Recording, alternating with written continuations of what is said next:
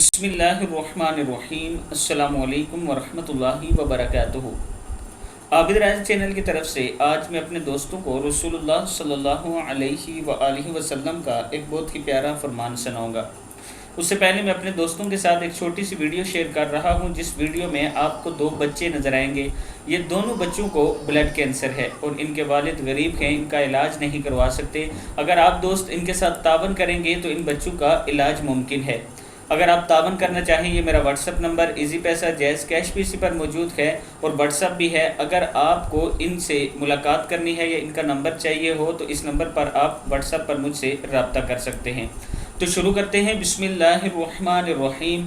نبی اکرم صلی اللہ علیہ وآلہ وسلم نے ارشاد فرمایا، تم میں سے کوئی شخص بلائی میں سے کسی چیز کو ہرگز معمولی نہ سمجھے، یعنی چھوٹی بڑی یا ہر بلائی کرے، اور اگر بلائی کی راہ نہ پائے تو چاہے وہ اپنے مسلمان بھائی سے ہندہ پیشانی سے ملے، اور جب آپ کچھ گوشت خریدیں یا کوئی ہنڈیا پکائیں تو اس کا شوربہ زیادہ کر لیں اور ہنڈیا کا کھانا بھی بڑھا لیں، اور اس میں سے 1 چمچ اپنے پڑوسی کو دے دیں۔ ترمذی کی حدیث ہے۔